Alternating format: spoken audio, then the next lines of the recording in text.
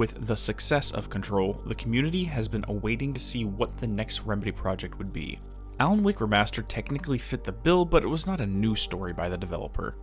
Some may or may not be aware, but the next story written by Remedy was released last month. Crossfire X is the most recent installment in the Crossfire franchise. Remedy was brought in to write the story campaign for this new game, and their distinct fingerprint can be found within it. While this would be the first FPS for the developer, they managed to find a way to inject their style of storytelling.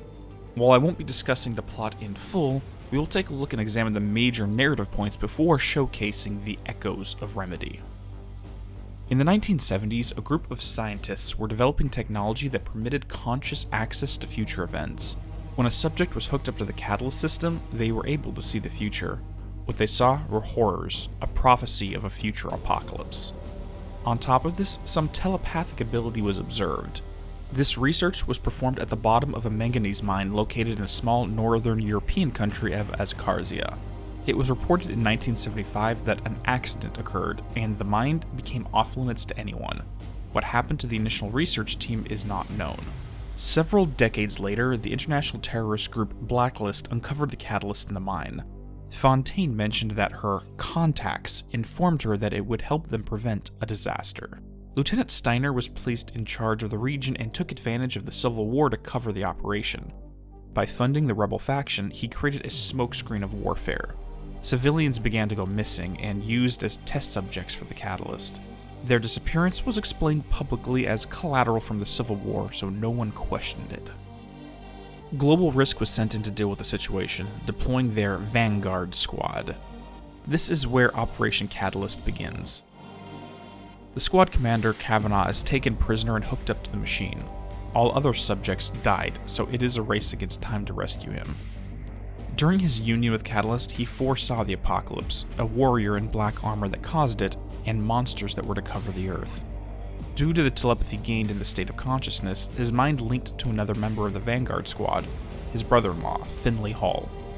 From this point forward, Hall would have strange visions, hallucinations, and on one occasion, even having his actions manipulated by Kavanaugh to ensure he stayed alive. By the end of the campaign, they were betrayed by one of their own. Hall managed to wound Fontaine and left her for dead. Kavanaugh was rescued, and the remaining members escaped the war-torn country. This is where the second campaign begins.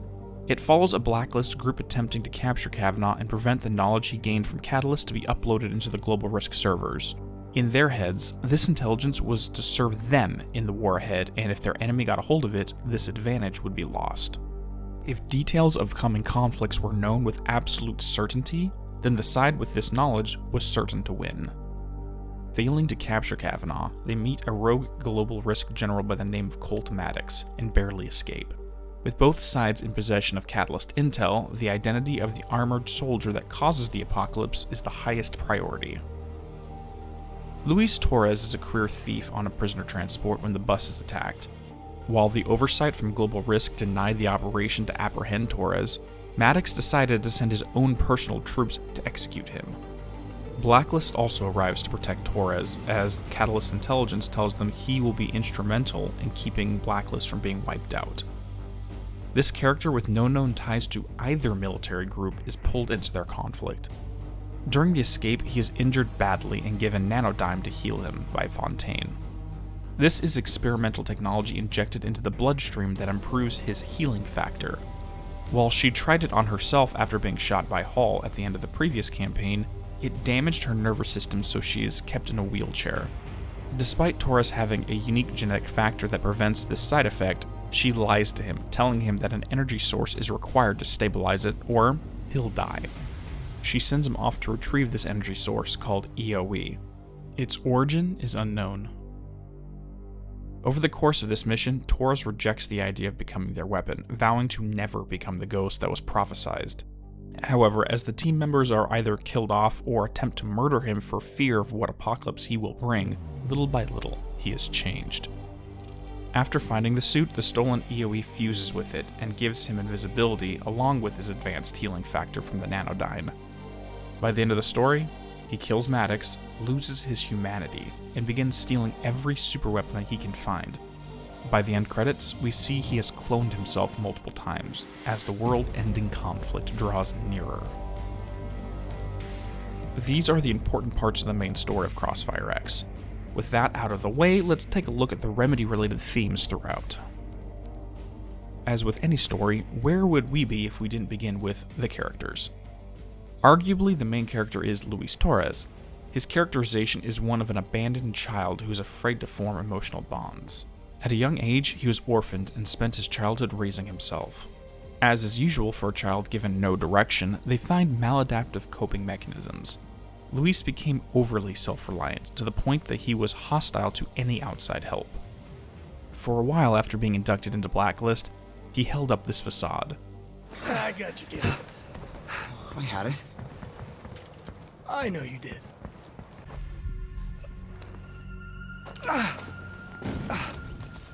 Hey, asshole. Where'd you go? Shit. I'm better off alone anyway. Rejecting the others may come off as him not trusting anyone, but it is rooted in something else. Being abandoned his entire life, he fears the separation of any bond he forms. However, based upon his behavior, he craves connection desperately. The moment the others on his team are taken away, he goes off script to rescue them. For someone like Torres, genuine bonds are highly cherished. The moment he finally felt as though he belonged to a family, those people were ripped away. This led to his psychological death. In previous videos, I have discussed my definition of demonic possession. Deep in the shadows of the unconscious mind are various personalities that we keep in check. The void left from his team being ripped away allowed one of these personalities to usurp his conscious personality, becoming possessed by it. This is marked in the game as him assuming the identity of the ghost. With the death of Luis Torres, a lingering spirit of who he was remains. Remedy has a habit of using the dark side of a character in their writing. Alan had Mr. Scratch. John from Address Unknown had John Mira. Jesse confronted Isesh in the mirror dimension. The same literary dynamic is found between Torres and the ghost. On the opposite side of the conflict is the global risk soldier, Finley Hall. Unlike Torres, he doesn't have nanodyne that is constantly healing his wounds. He doesn't have an almost paranatural energy source that fused an invisibility suit. Hall's story is closely aligned with his brother-in-law, Robert Kavanaugh. After being hooked up to the Catalyst, he was given visions of the future. It would come to no surprise that Remedy would find a way to include some form of Norse mythology in with the story of CrossfireX. It was not until one side effect of the Catalyst system was described that it all fell into place. The original scientists working on the project noted that anyone connected to the Catalyst would have one eye dilate while the other remained unchanged. After sacrificing one eye and drinking from the Well of Urd, Odin gains immense knowledge. Part of this was knowledge of Ragnarok, the death of all gods. From then on forward, Odin both tried to prevent and prepare for this apocalypse. Through the Catalyst, visions of Ragnarok were received and the two factions would fight over them. By having access to it, they could know the details and outcome of every conflict and either prevent or prepare for what was to come. It is no surprise that the natives of this fictional country where the Catalyst resided were called Asgardians. This may sound familiar as it is phonetically similar to Asgardian. While Kavanaugh was forced into his altered state, he developed a degree of telepathic ability. His brother-in-law Finley Hall was the focus of these mental intrusions. Between shared dream states when unconscious and hallucinations while awake, their bond caused their minds to overlap. The best example of this is the scene on the bridge. Hall is unaware that an enemy military vehicle is preparing to come across the bridge and run him over. Left to his own devices, this would have killed him. However, Rob witnessed the future through Catalyst and reached out telepathically to guide Finn in this moment. By shooting the chain and causing the bridge to be destroyed, the vehicle was thrown off course mere seconds before it could kill him. The question here is, did Rob see his brother-in-law's death here and change it? Or did he witness Hall being saved the first time? Between this and Torres' attempt to avoid becoming the ghost, echoes from another Remedy game can be seen. Quantum Break posed the primary theme of whether or not a vision of the future is set in stone or can be changed. Dr. Meadows in Alan Wake's American Nightmare references this as well. She questions free will if the writer can manipulate events based upon his writings. Kavanaugh acts as a form of divine intuition, giving Hall visions of what was to come. But as seen on the bridge, Hall will have to take the step and physically pull the trigger. Kavanaugh can guide his hand, but does not initiate conscious action. As the saying goes, you can lead a horse to water, but you cannot make him drink. All Remedy games have thematic echoes that act like the creator's fingerprints seen in the work.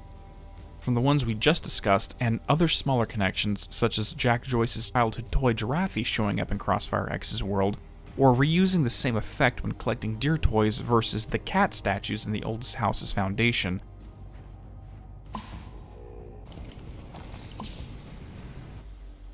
The Remedy Connected Universe covers a multiverse of possible reality. While it seems unlikely that the story takes place in the primary universe of Control and Alan Wake, it may occur in an offshoot reality. The closest thing we have to linking this story with the RCU is a hidden room at the start of the game. By climbing up through this break in the ceiling and walking to the end of the hall, we find a room where Remedy developers are set up working on a new game project. Graffitied on the wall are the words "pain" and various other pieces of text. While it may take some time to determine a possible meaning for them, I get the feeling this wall delves into the legacy of Max Payne, and what may have happened to him. Not just as an in-game person, but a Remedy character in general. So far, we have 6 stories to focus on with Remedy: Death Rally, Max Payne, Alan Wake, Quantum Break, Control, and now Crossfire X. Some of these games can be grouped together, such as Control and Alan Wake being in the same universe. Some we can link together, such as Max Payne and Quantum Break, both of which have ties to Alan Wake. Death Rally is an anomaly for me since I've never played it. Crossfire X has its closest ties to Max Payne, not only because of the room we just discussed, but the bullet time mechanic which is instrumental throughout its gameplay. But its placement in the Remedy Connected Universe is a mystery. At this point, it is time for the Remedy community to do what we do best: get together, theorycraft, and wait until the next Remedy game is released.